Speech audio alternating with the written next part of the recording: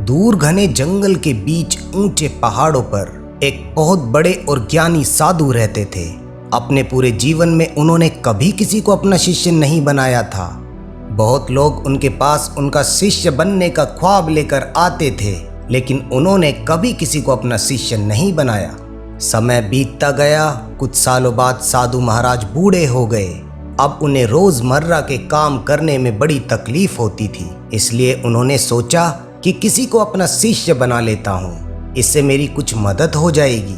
लेकिन अब कोई उनका शिष्य बनना नहीं चाहता था, क्योंकि सबको पता था कि वो किसी को अपना शिष्य नहीं बनाते बल्कि डांट कर भगा देते हैं। लेकिन एक दिन एक युवक ने अपना सामान बांधा और उस घने जंगल के बीच ऊंचे पहाड़ पर साधु का शिष्य बनने की आशा में उनसे मिलने पहुंचा।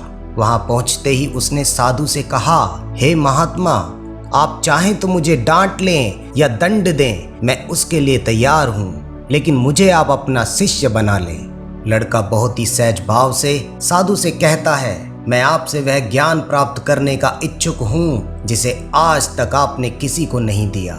साधु ने लड़के को कहा, ठीक है, मैं तुम्हें अपना शिष्य स्वीकार करता हूँ, कल से तुम्हारी शिक्षा आरंभ होगी। फिर उन्होंने लड़के को कुटिया में रहने को कहा। रात हो चुकी थी। शिष्य को प्यास लगी, वह पानी ढूंढने लगा और जब साधु ने उसे पानी ढूंढते देखा तो उन्होंने कहा, आज पानी नहीं है, ऐसे ही सो जाओ, कल सुबह पानी लेने चलेंगे।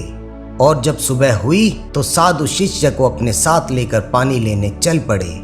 शिष्य को बहुत प्यास लगी थी, उसका गला सूखा हुआ था, वह जल्द से जल्द पानी पीना चाहता था। जब वे दोनों कुएं के पास पहुंचे, शिष्य ने जल्दी से कुएं से पानी निकाला और पी लिया। साधु ये देखकर क्रोधित हो गए और बोले, अरे मूर्ख, मुझे भी प्यास लगी है और तू मेरा शिष्य होकर मुझे ही भूल गया। शिष्य ने साधु से माफी मांगी और उन्हें पानी पिलाया। शिष्य ने कहा, गुरुदेव, आप आज मुझे ज्ञान देने वाले थे, वह क्या ज्ञान है? साधु ने कहा, तुम इस कुएं से थोड़ा और पानी निकालो। शिष्य ने पानी निकाला। तब साधु ने कहा, तुमने जो पानी पिया और ये पानी जो तुम्हारे हाथों में है, दोनों में क्या फर्क है? शिष्य ने साधु को जवाब देते हुए कहा, गुरुदेव, मैंने जो पानी पिया वो तो मेरे पेट में है और ये पानी मेरे हाथों में, और जब तक दोनों मेरे सामने नहीं होंगे तब तक मैं अंतर नहीं बता पाऊंगा। साधु ने शिष्य को घूर के देखा और कहा, मनुष्य के अंदर किसी चीज के लिए उत्पन्न हुई प्यास बहुत गहरी होती है और वो उस प्यास के निवारण के लिए अपनी संपूर्ण ऊर्जा लगा देता है, और तब उसे चारों तरफ उसकी प्यास बुझाने वाली चीजें ही दिखाई देती हैं और उसके पास क्या है ये उसे नजर नहीं आता। ठीक उसी प्रकार जब तुम्हें पानी मिला तब तुम मुझे भूल गए और उस समय केवल तुम्हें पानी ही नजर आया। अभी भी तुम्हारे हाथों में पानी है, लेकिन अब तुम्हें चारों ओर बहुत कुछ नजर आ रहा है।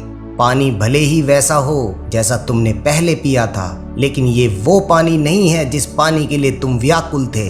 देखो, अभी भी तुम इस पानी को अपने हाथों में लिए खड़े हो।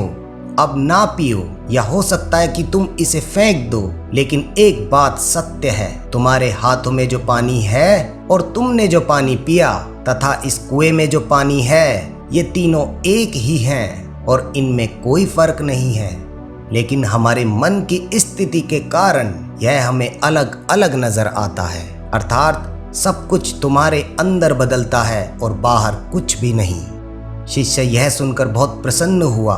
उसने अपने थैले से एक लेखनी निकाली और साधु के द्वारा कहे शब्दों को उस पर लिखने लगा।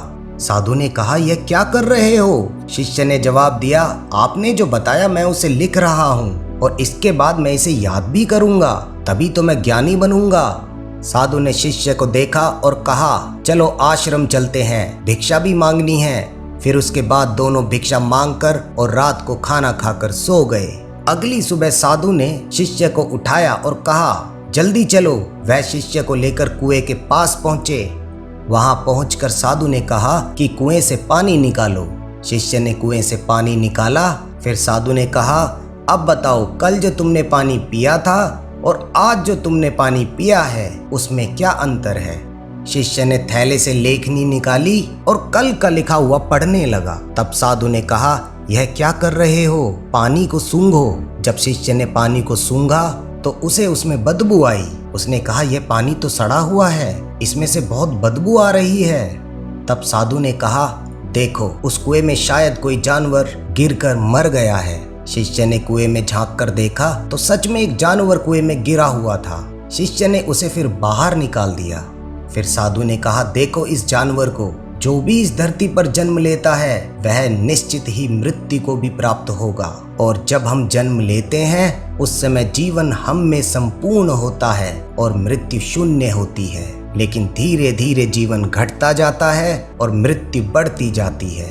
हमारी यात्रा जन्म से मृत्यु की तरफ होती है। किसी के लिए यह तेज होती है तो किसी के लिए धीरे, लेकिन यह कभी रुकती नहीं। शिष्य ने अपनी लेखनी में साधु की सारी बातों को लिख लिया। फिर साधु ने कहा चलो कुएं के चारों ओर सूखे झाड़ लगा देते हैं ताकि कोई और जानवर इसमें ना गिरे। फिर इस तरह कुछ और समय बीता और एक दिन शिष्य ने साधु से कहा गुरुजी आप मुझे वह ज्ञान दीजिए जो सबसे बड़ा हो। वैसे भी आपकी उम्र हो चुकी है, अगर आप मुझे वह ज्ञान देंगे तो मैं उसे लोगों तक पहुंचा सकता हूँ। लेकिन साधु ने इसका कोई जवाब नहीं दिया और मौन रहे। फिर शिष्य ने अपनी लेखनी के सबसे ऊपर लिखा बड़ा ज्ञान और उसके नीचे लिखा मौन। और इस तरह 1 साल बीत गया। वह रोज साधु से वही सवाल पूछता और साधु मौन रहते। फिर वो भी अपनी लेखनी में मौन लिख देता। फिर एक रात शिष्य चांदनी रात में बैठा था। वह बैठा बैठा सोच रहा था कि गुरुजी उसे वह ज्ञान क्यों नहीं दे रहे। तभी अचानक उसने एक पक्षी की चहचहाट सुनी और वह उसकी तरफ आकर्षित हुआ। फिर उसने पेड़ों के पत्तों की हिलते हुए एक सरसराहट सुनी और ठंडी चल रही उस हवा को उसने महसूस किया। और जब उसने आंखें बंद की तो उसे सन्नाटा महसूस हुआ और उसका मन पूरा शांत हो गया। उसे पहले कभी भी ऐसी खुशी और मन की शांति महसूस नहीं हुई थी। फिर कुछ देर बाद उसने सोचा ऐसे अनुभव को लिख लेता हूँ। तो उसने अपनी लेखनी उठाई, लेकिन सभी पन्नों पर लिखा था मौन और सबसे ऊपर लिखा था सबसे बड़ा ज्ञान। तब उसे एहसास हुआ कि मौन ही सबसे बड़ा ज्ञान है। गुरुजी मुझे रोज ज्ञान दे रहे थे, मैं ही उसे समझ नहीं पाया। फिर वह पूरी रात बैठा रहा और मौन का अनुभव करता रहा।